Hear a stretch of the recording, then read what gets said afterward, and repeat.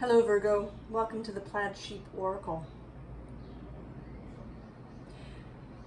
Your last reading talked about sensuality and sensual experience. Advised you to go out and touch stuff. And this reading kind of is connected to that, but is more specifically about people and your relationships with people specifically. Now, Mercury, as you may know, is moving retrograde through Virgo. And I like to see who Mercury meets up with before his retrograde, during, and then after. So right before his retrograde, well, about a month before, but the last planet that he met before entering Virgo, and in fact the last planet that he met was Venus, just after she turned retrograde. They met at about 28 degrees of Leo. And then he entered Virgo, and he didn't meet anyone again until yesterday, when he met the sun. The sun in Virgo at about 13 degrees.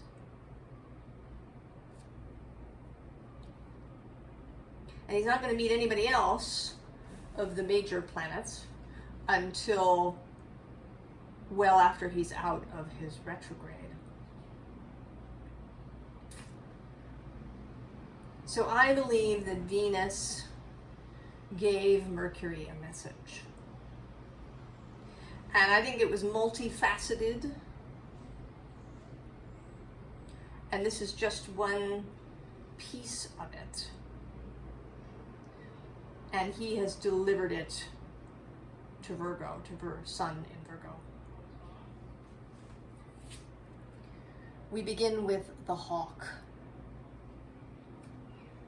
So this messenger energy.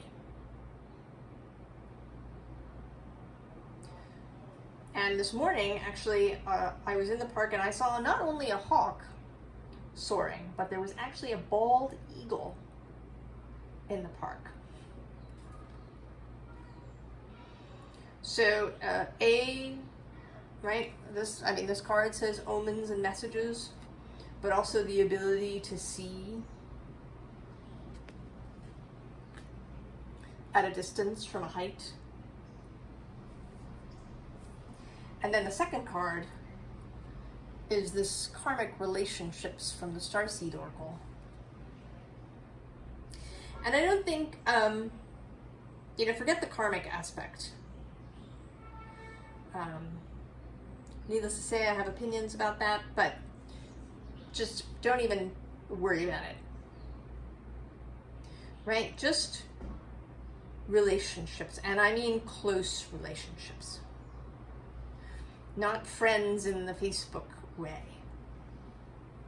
Or even, the person you see on your run in the park, or the person who makes your coffee every morning on your way to work. No casual acquaintances. This is about people that are close to you. Or maybe I should say who want to be close to you. Because I think you've built a moat, Virgo.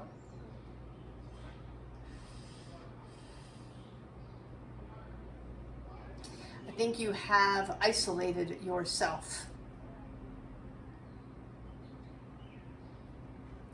And this whole, this passage of Mercury here at this time, or whatever transit you're having whenever you watch this video,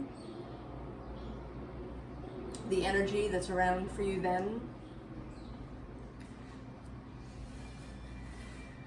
is about making yourself more open on all fronts, right? Physically, emotionally, intellectually, spiritually.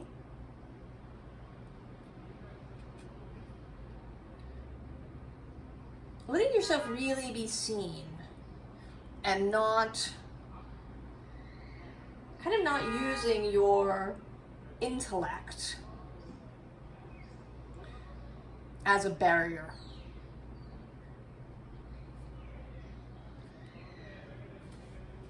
And underneath this card, we have the Five of Pentacles, which is worry.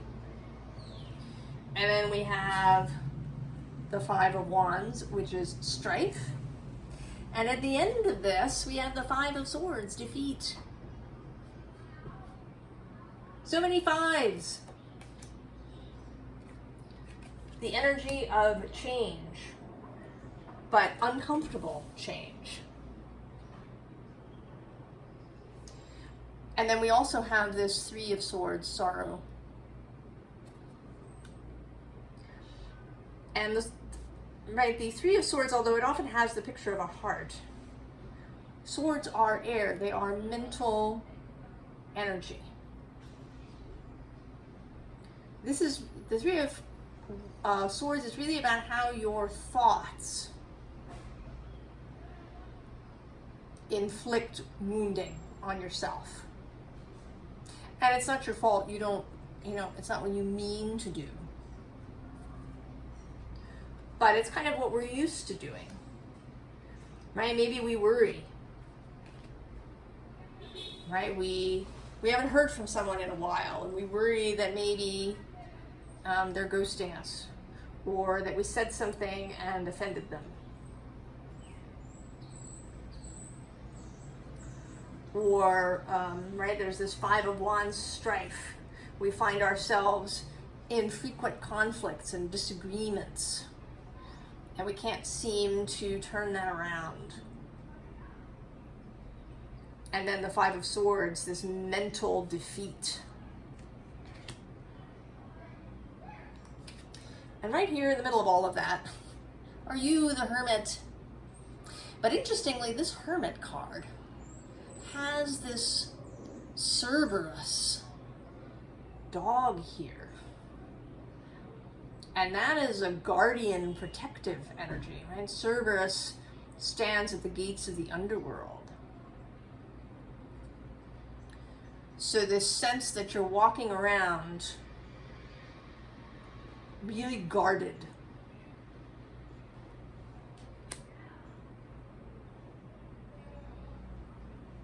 And maybe, following the last reading, you've been getting more, sensually free. But it's perfectly possible to have a bunch of sex and yet not have real intimacy or real connection with another person, right? It's possible to be in daily contact and not, not feel anything about that. And some of that can come from experiences, right, in childhood.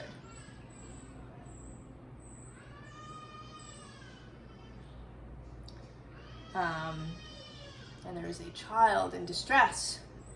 I don't know if you can hear that. I may leave the sound unfiltered.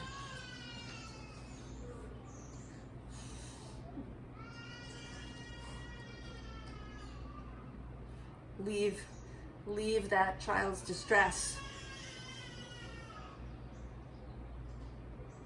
Because there is that, right? There is that inner self, and it's probably from childhood, cliche as that is, where you learn to build this moat. So that there's always, and even if you're a really sort of gregarious person with lots of friends, there's always this piece of yourself that you keep back. Right, like a bit of safety. Right, I feel, you know, with these two figures here, right, that even when you're theoretically close to someone, you're still far apart, right, on different planets.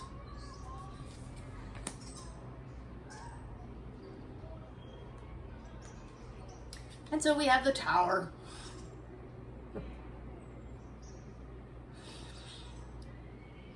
And it may be that this Mercury retrograde, or possibly the Uranus retrograde and Jupiter retrogrades that are happening trine over in Taurus,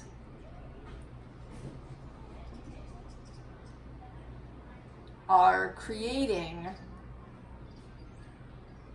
moments. And I actually don't think that this is necessarily just one moment. There are, right, there's these two lightning bolts. I feel like there might be a number of them. And that they're not, right, none of these are, you know, destroying your life utterly. Again, see, right, in the card, they only take out the little top of the tree. But they're moments that are maybe forcing you to rely on other people, right? And they're here. This bear sits under the Tower. The bear is a very reliable, maternal, stable energy.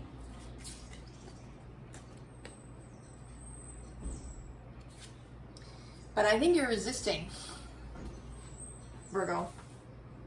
You are like butting your head against these events. Now, there's another three cards. I'm going to do the one in the middle first. Three of Swords. And here we can see there is no heart in this card. It's just the swords all tied up with this red tape.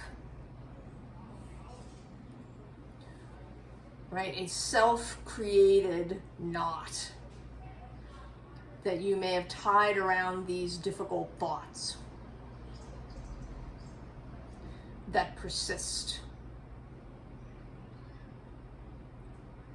Keeping part of yourself, just part of yourself, away. And what's so interesting is that people feel that. You know, even if they can't name it or, you know, like they can't see it consciously, they feel it somewhere in them. That there's some aspect of you that is withheld. And of course, with acquaintances, you know, people you just have, you know, mild contact with, perhaps most of the people at work, this may be fully appropriate. But in those people that may be part of your soul family, right? People who, you know, you all agreed to come and be here and engage with each other. And really, you know, form an intimate relationship that is nourishing and expansive and supportive. And then on either side of this Three of Swords are these two. Chariot and Horse. Movement, freedom. And I want to say here sort of moon to moon, because there is a new moon crescent here and a waning moon crescent here. right? This emotional freedom. The ability to reveal all of yourself without fear. Because that's incredibly freeing. If you're not walking around in relationships always keeping some part of yourself back, then you're really free. I mean, it may be that what you're keeping back is, you know, things that you want. You may be keeping your own needs back so that you're not expressing them. Like this distressed child.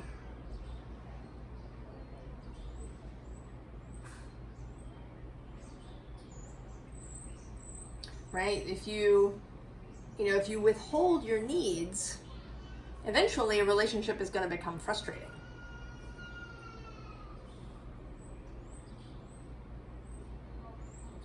So, new things. Ace of Swords. A new idea. A new way of being. Clarity. I mean, it may be that these tower moments, these events that are happening in your life that may be forcing you into asking for help, into collaboration, into sharing more of yourself than you might normally wish to, that you've begun to see that, you know, the doom, right, this strife, this sorrow, this defeat that you've been worrying about haven't been happening. Right? Three of Cups. That in fact, things have been improving.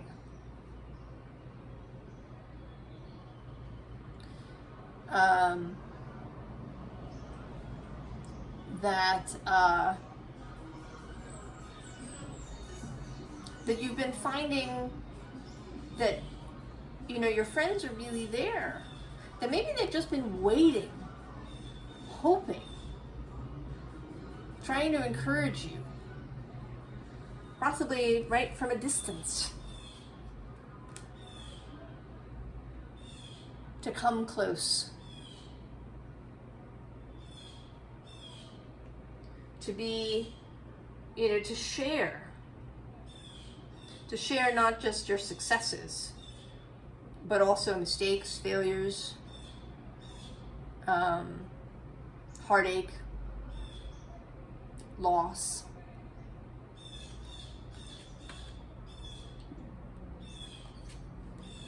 And then we get the Chariot again.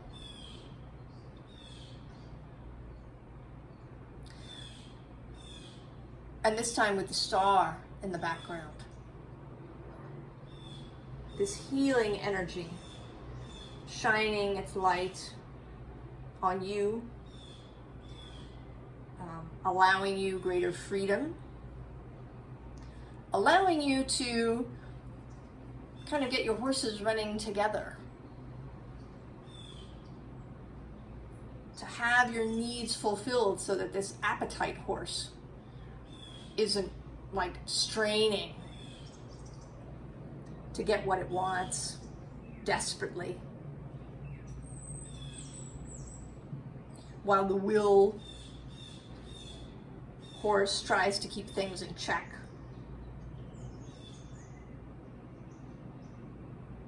When you get your needs met, and you can't, we're human beings, as you are discovering if you've been going around touching stuff.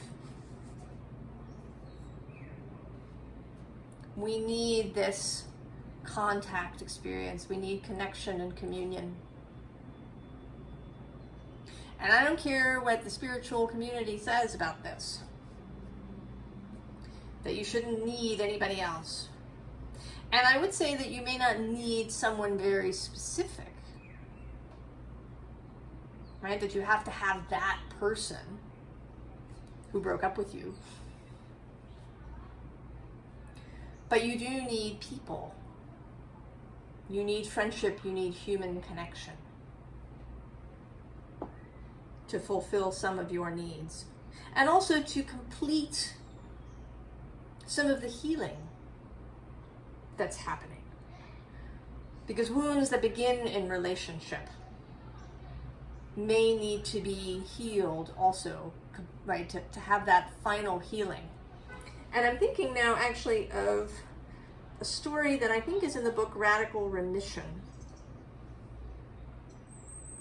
And there's a man who, he's a, corporate type. He works all the hours the sun sends, and he gets cancer. He is diagnosed with cancer. And through this whole process, he radically changes his life. He's forced by his physical condition to take time off. But then he starts making choices. He starts playing the cello again, which he hadn't done for a long time. He spends more time with his family. And then at the end, kind of his journey, he's, he has been in this healing process. He's feeling better. And he goes to a retreat center. And in his culture, where he lives, physical demonstrations of love are not common. But when he goes to this retreat center, everybody that he meets wants to give him a hug. And he finds himself just opening into that. Like becoming, right, taking that final step into vulnerability. And it is this relationship that is fully embodied that allows his healing to be completed.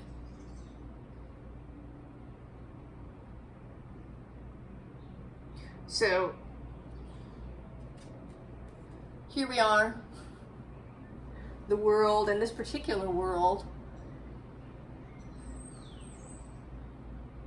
with this flaming heart. And this is you, Virgo, with your flaming heart, and you are naked here. Your heart seen, not behind this moat. That part of yourself that you've been keeping locked away. Now you're taking it out and letting it be seen. And so you get the Knight of Emotions. The horse for the third time. And the Knight of Emotions is, the Knight of Cups is connected to Pisces. That romantic,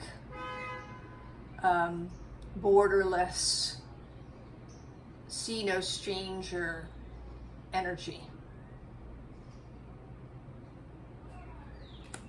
That's right across the way from you.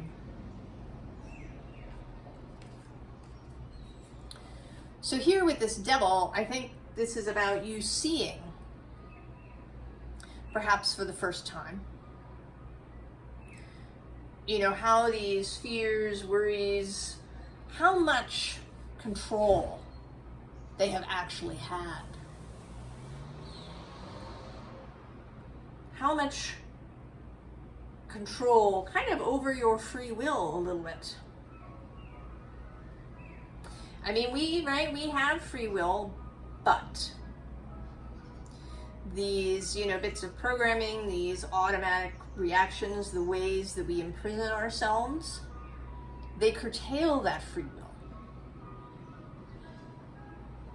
You know, maybe you have free will, but it's in a box. But now, you are really seeing it. Because you've been engaging in this Three of Cups energy, you're really beginning to see and to free yourself. To free yourself. To create roses with others. To be, right, to be really creative, collaborative, exuberant, joyful, right? To really have fun, right? To go from this distance with all of this space in between to this closeness with this gorgeous scented healing rose between you.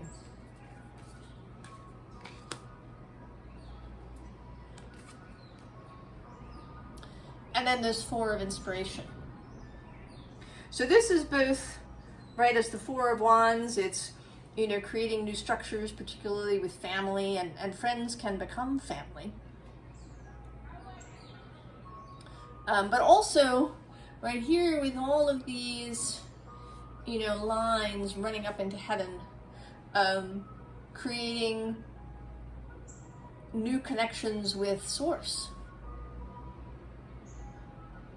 Because you kind of, although Source sees you through and through, you can't really hide or keep anything from Source, right? There's no moat that will keep Source or your own soul from seeing you completely.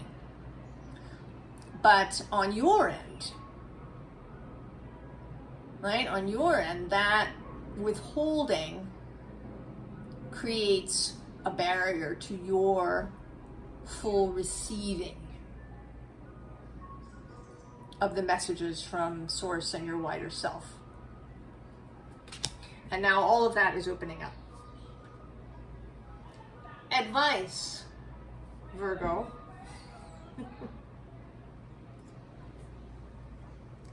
Underlying is the corpse.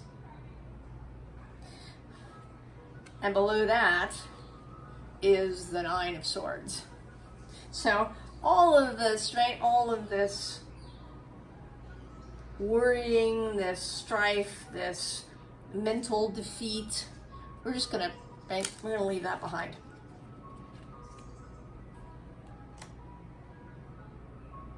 I mean, maybe this is the final sword, right? If you've had Nine of Swords, if you've had this 9 for a really long time, I mean, maybe you had 8, which with, you know, analysis paralysis, and then you got a 9th sword that gave you all of this anxiety and angst and lying awake and worry and stuff.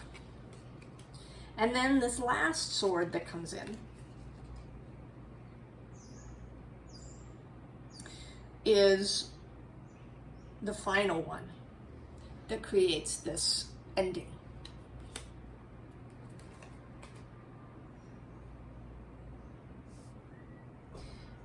And then here you are, again, the Knight of Pentacles, traditionally Virgo.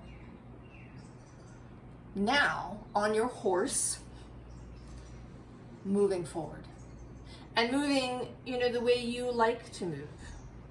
There's nothing about this that says you have to do all of these things all of a sudden, right? You don't have to turn into Aries.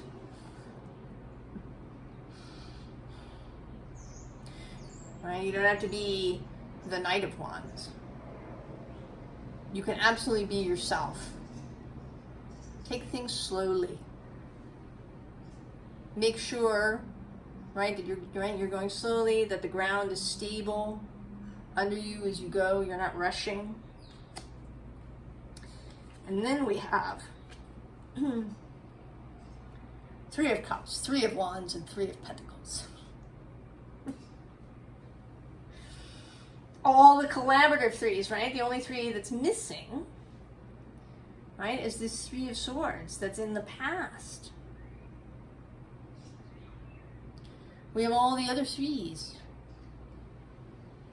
Right? This emotional, joyous, celebratory collaboration. The Three of Wands, inspirational collaboration, getting new ideas with people.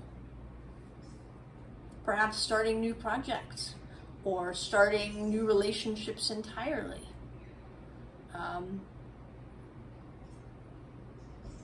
You know, maybe taking a relationship to a new place. And then the Three of Pentacles, building something together.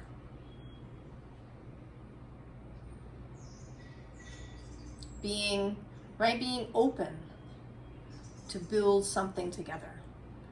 Right? And this includes, right, this means allowing other people to have responsibilities, right? Not doing everything yourself. And letting them do things their way. Oh, Virgo, I know.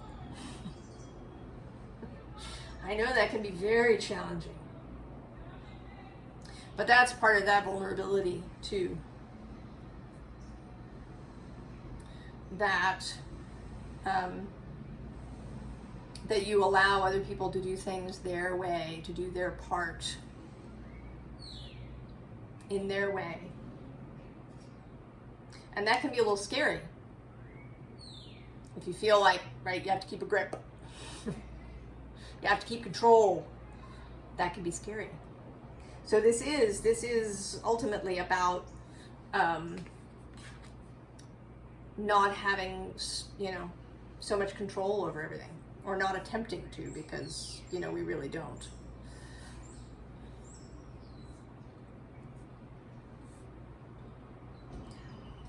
So Virgo, this is Venus's message. No more withholding. You are on your way. You have seen the truth. You have seen the blessings that come from this collaborative, open energy. And it's just going to get better and better, Virgo. I mean, this is really in the form of encouragement. And there may be, you know, these little bits of towers may possibly continue through the Mercury retrograde. But I think that as you embrace this 3 energy more and more, those towers will disappear.